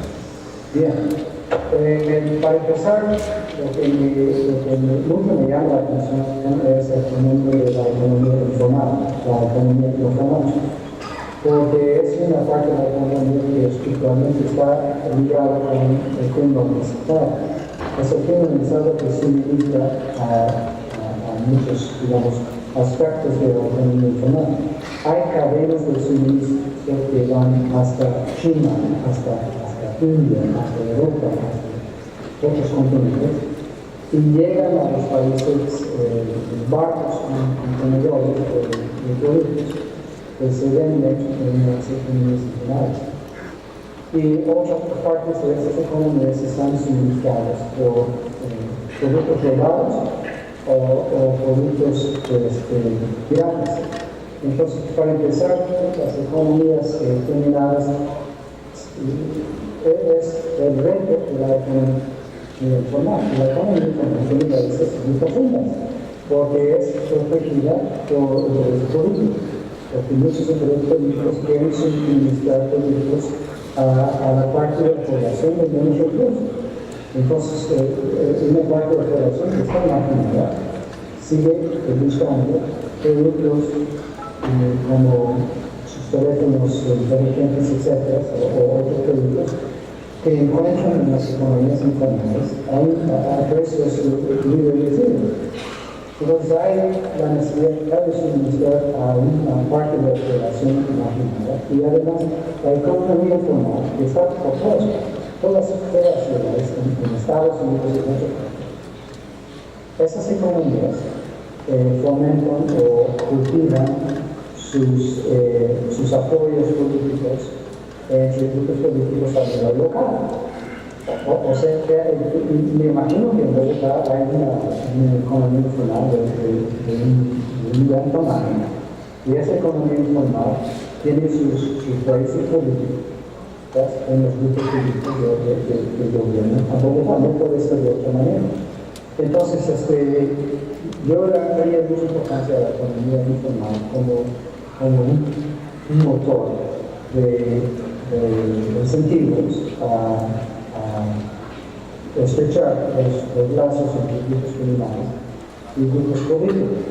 Y por otra parte, los retos para la policía del futuro, por decirlo así, son muchos. Hay retos con respecto a evasión fiscal que todavía no están realmente manejados satisfactoriamente bien. Hay retos en términos de minoría de la industria minera ilegal, también es otro reto. El tráfico de personas es otro reto. Entonces hay muchos retos que mi impresión es que la policía en muchos países está dedicada a controlar la violencia que desatienda a los otros problemas que son de tipo, digamos, de economía informal o de la industria minera ilegal o del tráfico de personas. Pero esos son problemas que realmente son de alta complejidad y que debe haber un entrenamiento para la policía para atenderlo. Ni para mencionar el delito cibernético, que en Estados Unidos está ayudando a ser un problema realmente importante. Y en Colombia, me imagino que hay una corriente de formación de policías entrenadas en cuestiones de cibernéticos, porque va a ser un problema realmente y va a llegar a ser hasta un problema de seguridad nacional. Pero lo que estamos buscando en Estados Unidos, para darles un ejemplo, es la extorsión cibernética entre grupos criminales y mandan a programas y esos programas enviaron a empresas y después viene una llamada telefónica con una extorsión. Si usted nos paga cantidad de dinero, vamos a tratar ese programa que va a arruinar sus bancos de datos. Y no es tan infrecuente, es más o menos común que ese tipo de extorsión. Y me imagino que ha llegado a ese tipo de cosas y va a crecer en el futuro cercano. Doctor, buenas tardes. Mayor Héctor García de la Academia. Quisiera de pronto escuchar su posición frente a la pregunta que tendría que ver en el hecho de por qué desde la política pública no se abordan los temas contravencionales. Y hablamos de los temas contravencionales como aquellas conductas menores que sin ser delitos sí afectan definitivamente la seguridad ciudadana con la misma importancia que se atiende en la parte delictiva.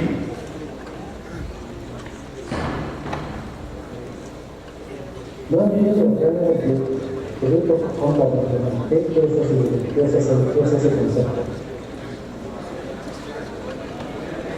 Una contravención la entenderíamos como aquellas conductas que menores, que sin llegar a ser delitos propiamente sí afectan la seguridad, ¿sí? Estamos hablando de pronto de aquellas personas, por ejemplo, que ahora nos denominamos artistas callejeros, pero que indudablemente nos generan los daños a estructuras con los grafitis, para ser como muy puntuales. Ok, sí, entiendo.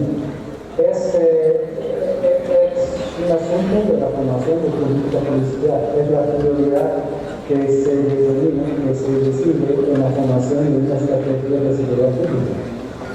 Y toda seguridad, estrategia de seguridad pública tiene que tener sus prioridades. Entonces es cuestión de indicar ese fenómeno que usted menciona dentro de las prioridades del gobierno. Como usted sabe, en el caso el famoso la filosofía de Jean Lacan pusieron mucho énfasis en los delitos menores.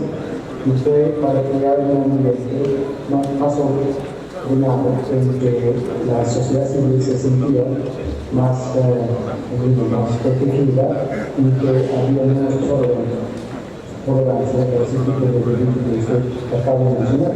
Pero a fin de cuentas, lo que me hace pensar es que debe haber una estrategia de seguridad ciudadana en Colombia que pone en su lugar el fundamento que usted menciona. Y si no hay ese tipo de estrategia, la debe haber. Una estrategia de seguridad pública casi no la hay en México, no la hay tampoco en la mayoría de las ciudades y estados en Estados Unidos. Pero debe haber un pensamiento y una estrategia que da lugar a ese tipo de fenómeno. Yo soy de los que piensan que es importante ese tipo de delitos que usted menciona, pero creo que tenemos que tomar contexto de cuáles son las otras prioridades que debemos atender. La realidad es que hay recursos fijos y hay cuerpos policiales también con recursos finitos y un sistema de administración de justicia también con sus recursos. Eso es cuestión de tener las prioridades y dentro de las prioridades donde cabe el fenómeno que se menciona.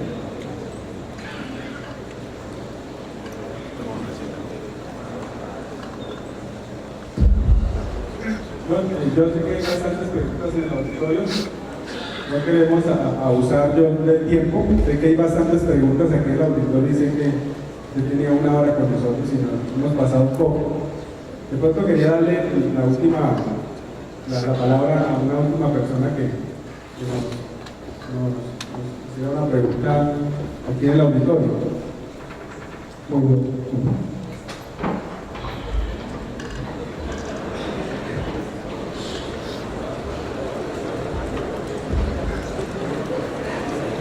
Muy buenas tardes. Soy el estudiante González Yepes Pedro Andrés. Primero que todo, quiero agradecerle por compartir sus fundamentos. Bueno, primero que todo, quiero agradecerle por compartir sus fundamentos y conocimientos con nosotros. Segundo, ¿qué metodología podríamos adicionar al crecimiento de la policía desde su punto de vista en el ámbito organizacional y estratégico para generar nuevas estrategias para la comunidad? ¿Se puede permitir el grano de la pregunta porque el sonido está mal? ¿Qué metodología podríamos adicionar al crecimiento desde su punto de vista en el ámbito organizacional y estructural para la comunidad?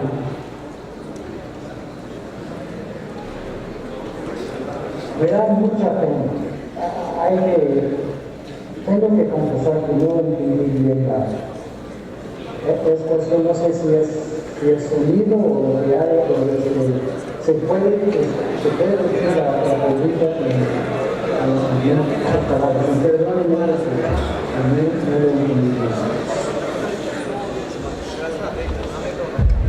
un poco interpretando acá el sentido del estudiante, la preocupación que él tiene es acerca del relacionamiento entre policía y comunidad. Un poco, digamos, a partir de su experiencia y su visión en Latinoamérica, y en términos organizacionales, que la pregunta está más enfocada al mejoramiento del crecimiento organizacional. Entonces, bien.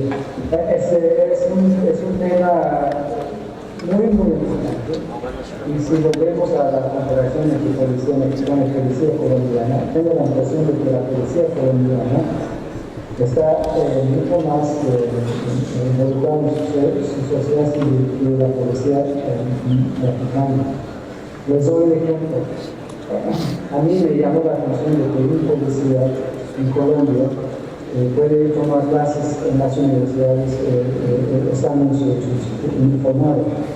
Ese tipo de fenómeno jamás pasaría en México, porque los policías uniformados no circulan en la sociedad civil, en ese tipo vitrina.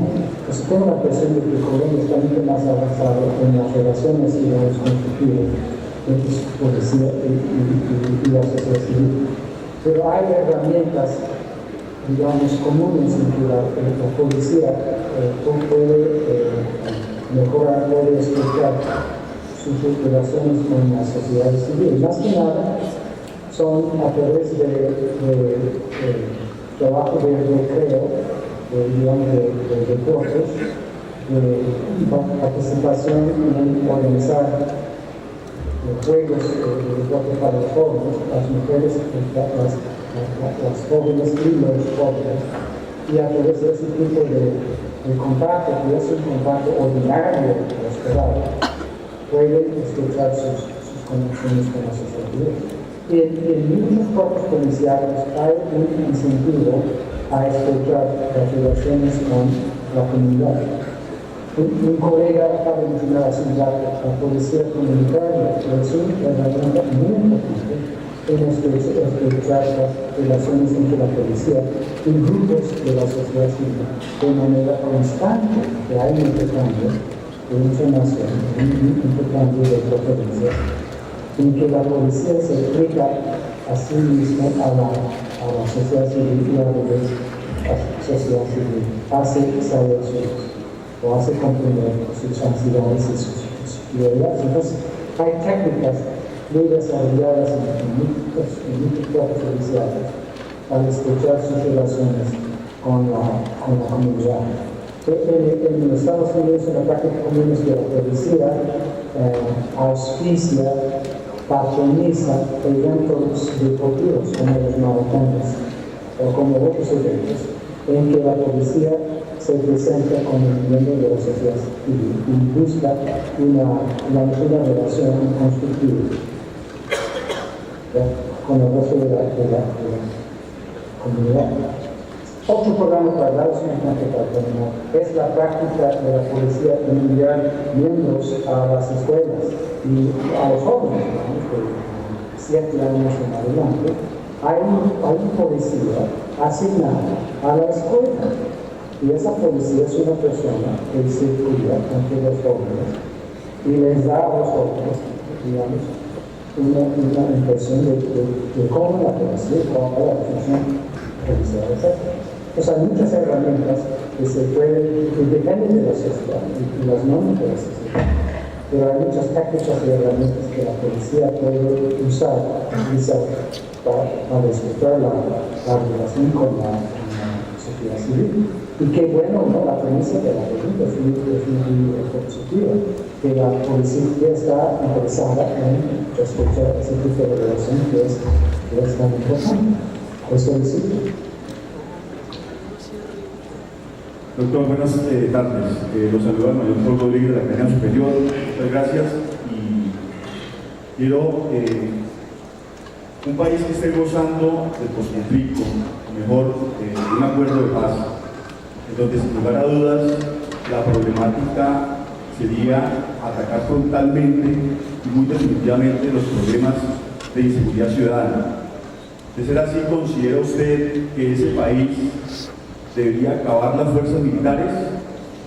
Y si es así, ¿cuál sería el modelo más importante que debería asumir ese cuerpo de policía para atacar realmente los fenómenos que atentan o que atacan esa seguridad ciudadana? Si le entendí bien, usted comentó que si hay una resolución exitosa del conflicto de Gaza, si se podría acabar con las Fuerzas Armadas. Así entendí. Y se me hace que no, que hay una distribución de funciones entre la policía y las Fuerzas Armadas. Y más que las Fuerzas Armadas tienen que ver con la protección de la soberanía de un país. Es la protección de las fronteras y la protección de las instituciones claves del sistema político y de la sociedad civil. Las Fuerzas Armadas tienen un rol muy importante en ese tipo de deber. y necesitan su ejército y necesitan su marina para proteger a sus fronteras y para hacer esas funciones importantes. Pero si hay una solución exitosa,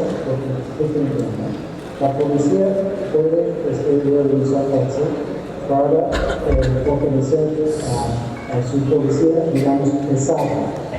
Y cada policía necesita su división pesada. Es una división que puede enfrentar a situaciones violentas o a otro tipo de situación, digamos, frente a grupos armados que puede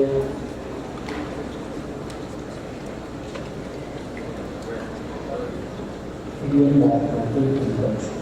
Y hay una resolución exitosa o conflicto interno, puede haber una reorganización de las fuerzas militares y de las fuerzas judiciales para atender a los nuevos tipos de retos que Colombia va a enfrentar. Colombia va a necesitar su proceso de marina y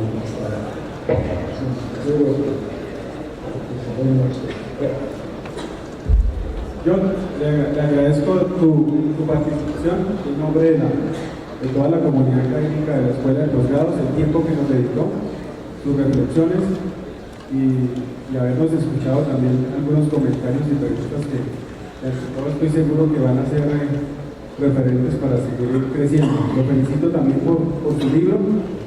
Es un libro que lo estamos leyendo y creo que hay elementos sustanciales que nos pueden aportar en la comprensión del crimen organizado, en el mejoramiento de nuestra policía y sobre todo en la potenciación del conocimiento en términos policiales. Yo quiero al auditorio que demos un fuerte aplauso a John.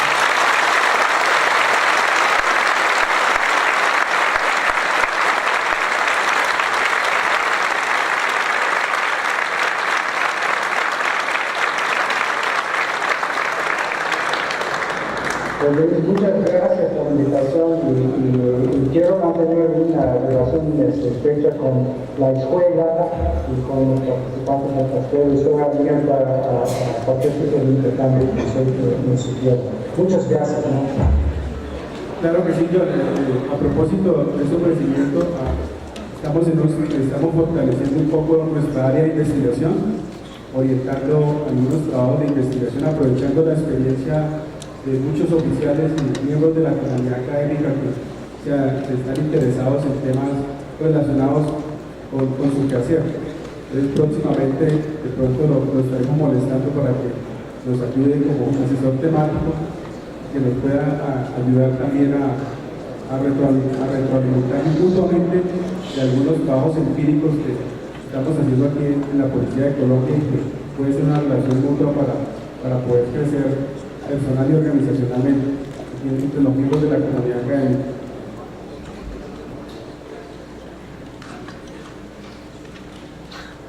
Pues con mucho gusto y muy bienvenida la oportunidad.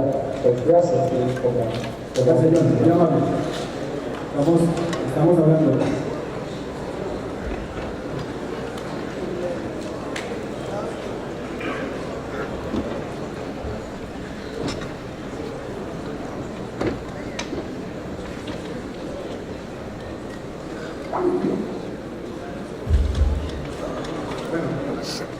Un poco el tema, pero creo que escuchar una percepción de una persona que desde las ciencias políticas, desde otro ámbito, de otra disciplina, está viendo la seguridad, el comportamiento también de la policía, de las organizaciones de justicia y seguridad, es muy válido para nosotros.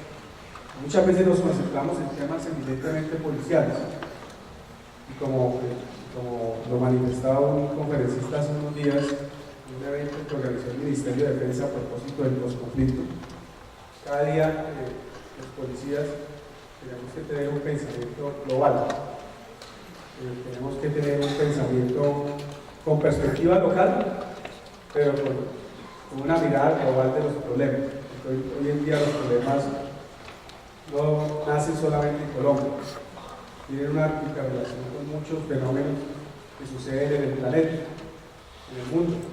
Y hay muchas disciplinas, muchas ciencias que nos ayudan a comprenderlo. Por eso está la ciencia política, la sociología, la economía, en fin. Hay una serie de factores que hoy en día tienen que incidir en nuestro crecimiento y en nuestra educación. Aprender de policía es aprender de muchas otras disciplinas que contribuyen hoy en día de una mirada interdisciplinaria al desarrollo de nuestra misma educación. Pues esperamos que con esta conferencia motivar la elaboración de un documento. Yo estoy promoviendo ahí en mi aula virtual la elaboración de un ensayo. Pues a esto hay que meterle un poco de estímulo. Ojalá este concurso que pienso hacer a partir de esta conferencia implicaría un poco mirar un poco más el libro, revisar un poco más el libro Crimen y Impunidad, revisar unas categorías que se manejan en el libro, que yo no las abordo acá por tiempo, pero creería que podemos motivar aquí también el proceso de escritura. El proceso de escritura es fundamental en el ser humano, porque desarrolla muchas competencias. Y una de las propuestas que yo tengo para cerrar este encuentro es poder generar una especie de concurso de ensayo crítico, una mirada crítica. Las pautas están ahí en el aula virtual, están las características del ensayo. Las personas y los miembros de la comunidad que quieran aportarle a esta construcción de conocimiento, está abierto, digamos, el aula para que puedan subir sus ensayos. Vamos desde la dirección de escuela a dar un estímulo, un premio muy especial al mejor ensayo, al mejor esfuerzo que hacen ustedes por escribir. Yo les propongo que puedan afinar la pluma y poder colocar sus impresiones. La escritura deja muchos reflejos de lo que uno es como ser humano y esperamos que próximamente, ojalá antes del encuentro del próximo jueves, podamos estar leyendo, particularmente me comprometo a leer ese ensayo, inclusive a poderlo divulgar. Estamos creando a través de la Oficina de Comunicaciones Estratégicas unos repositorios, un banco de datos también, una forma de poder transferir ese conocimiento que ustedes a veces la comunidad ha venido escribiendo históricamente, pero quedan guardados y no se transfieren. Vamos a utilizar nuestro Twitter, también los invito a que le hagan seguimiento al Twitter que tenemos nosotros como SPOL, o sea, de la Oficina de Comunicaciones Estratégicas, está haciendo un esfuerzo por mejorar el Twitter. Ojalá todos sean seguidores, ahí se están enviando muchas reflexiones y estamos tratando de sacar lo mejor de las investigaciones también que han hecho los oficiales y la comunidad académica aquí en la escuela. Y por otros medios también, otros medios de redes, estamos también apoyando nuestra biblioteca, promovimos no buscamos donación. El Ministerio de Defensa nos dio 300 millones de pesos, se hizo una gestión aquí por parte de la dirección. Próximamente vamos a tener una base de datos especializada donde están las mejores revistas indexadas y ustedes pueden consultarla públicamente. Ustedes entenderán, 300 millones vale la suscripción no más de un año. Pueden mirar que es una base de datos especializada y que ustedes la pueden consultar para muchos trabajos. También abrimos nuestro tema del bilingüismo. A partir del próximo lunes vamos a empezar un proceso en el segundo piso de la cafetería. No es tan largo, pero ¿cómo se llama ese centro histórico estratégico? Ahí vamos a crear nuestro laboratorio de bilingüismo para utilizar todas esas pantallas que hay. También vamos a contar con la presencia de 4 compañeros nuestros que nos van a ayudar también en ese proceso, en 3 horarios, de 7 a 8:30, de 12 a 1:30 de la tarde, y se va a abrir un espacio especial para la Academia Superior de las 4 de la tarde a las 5:30. Entonces, las personas que Ahí están abiertas las inscripciones, pero ahorita se levantaron, también se han venido difundiendo por otros medios para que ustedes se inscriban, para que ustedes hoy y mañana se puedan inscribir. Pues obviamente hay que presentar un test, van a ubicar en un nivel, pues la meta, como se lo manifestáis, gracias al direccionamiento de mi general Mireya, vamos a contar acá con ese laboratorio. Esperamos que todos ustedes la puedan utilizar. El bilingüismo es un elemento muy importante hoy en día en cualquier lado de la labor policial. Esa biblioteca, esa base de datos, la mayoría de artículos especializados en policía están en inglés. El 99% de la literatura científica está en inglés. Eso implica que para poder acceder al conocimiento especializado, pues hay que dominar, no dominar, pero al menos hacer el esfuerzo de poderlo leer y poder interactuar con personas como John Reilly, que ha hecho el esfuerzo también de hablar español. Ustedes que el hombre hace 2 años no hablaba nada español, pero el hombre ha venido afinando el español y hace el esfuerzo. Nosotros también podríamos hacer lo mismo. Yo creo que nunca es tarde, todos podríamos hacer el esfuerzo y colocarlo como meta personal. Entonces, invitados a que ustedes puedan escribir su ensayo, poderlo subir. Vamos a dar un estímulo de unos 5 días de permiso. Yo creo que lo mayor que yo puedo dar acá como director, 5 días de permiso. El segundo premio puede ser la publicación para hacerlo visible ante el mundo académico también, en nuestro repositorio que vamos a crear y difundirlo por redes sociales también. Todos esos elementos también engrandecen a ustedes como personas.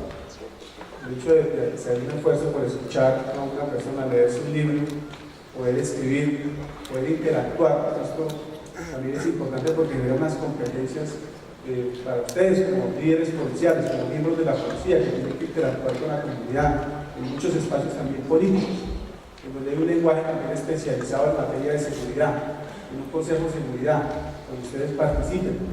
Tienen que hablar con mucha propiedad, conocer muchos conceptos de seguridad.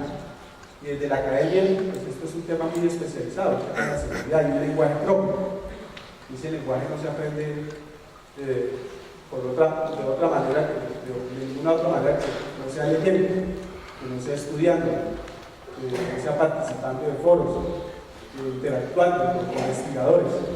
Estamos tratando de fortalecer nuestra área de investigación también para poder hacer unos trabajos de corte empírico que puedan fortalecer esas teorías, que impliquen abordaje de teorías, abordaje de esfuerzos empíricos, pero que queden escritos, porque lamentablemente nuestros esfuerzos a veces no quedan escritos, a veces quedan verbales, quedan en comentarios, pero no se hace el esfuerzo por escribir. Entonces, por eso la fortaleza de estar escribiendo y estarlos ubicando en buenos sitios para que sean leídos.